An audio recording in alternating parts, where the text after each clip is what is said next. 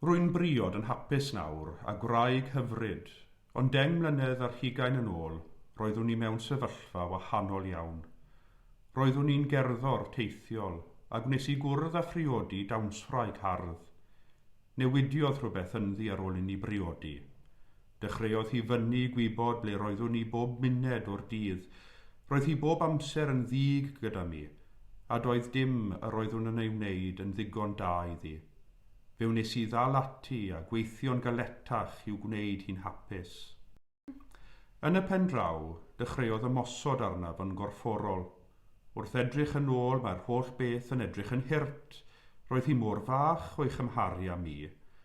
Ond fe wnaeth hi ymosod arnaf a sawdl ei hesgyd neu a sosban ac yna yn y diwedd gyda chyllell. Doeddwn i ddim yn gwybod beth i'w wneud. Doeddwn i ddim eisiau ymladd yn ôl. Roeddwn i'n gwybod y gallwn ni ei brifo. Es i at yr heddlu, ond doedden nhw ddim yn fy nghymryd o ddifrif, a dywedon wrthyf y dylwn i ddangos iddi pwy yw'r bos. Dim ond ar ôl i mi landio lan yn yr ysbyty gyda thoriadau difrifol yn fy mraich, y Newidiodd pethau. Daeth dau ffrind i'm gweld a chamu yr adw i'm helpu. Yn syml, wnaethon nhw ddim gadael i mi fynd adref eto. Fe wnaethon nhw drefnu i nôl fy mhethau o fy nhŷ am helpu i ddechrau eto. Ond nid oedd mor hawdd â hynny. Fe wnaeth y clwyfau corfforol wella. Cymerodd y rhai meddyliol fwy o amser, ond des i ymhen amser i fan lle roeddwn i'n gallu symud ymlaen yn ogystal â maddau un cyn-wraig. Dwi dal ddim yn deall pam y gwnaeth i bopeth a wnaeth i mi. Ond nid yw'n fy mhoeni i'r byw bellach. Mae hynny'n teimlo fel rhyddhad go iawn.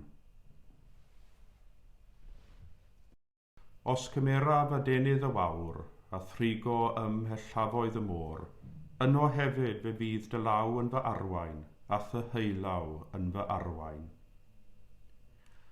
Doedd neb yn credu lyc, nac yn ei gymryd o ddifrif pan aeth at yr heddlu oherwydd y Cam-drin corfforol. Doedd ei sefyllfa ddim yn cyd-fynd â'i ffordd nhw o ddeall y byd. Byd lle mae dynion yn gryfach ac yn gallu trechu menywod ac yma nhw'n gallu datrys eu problemau domestig eu hunain. Nid oedd lyc yn ymladd yn ôl, roedd yn gwybod yn reddfol nad ychwanegu at y trais oedd yr ateb. Dim ond ar ôl ymysodiad oedd wedi peryglu ei fywyd, y llwyddodd lyc i siarad â'i ffrindiau am y tro cyntaf a chael y nerth i adael ei sefyllfa gartrefol ofnadwy. Daeth rhyddid i lyc fesul cam, gan adael yn gorfforol ac yn ddiweddarach gadael yn feddyliol ac yn emosiynol. Trwy gydol ei daith i ryddid, nid oedd erioed ar ei ben ei hun. Roedd Duw yn cerdded wrth ei ochr bob cam o'r ffordd ac yn ei arwain at leoedd newydd a pherthnasoedd iach.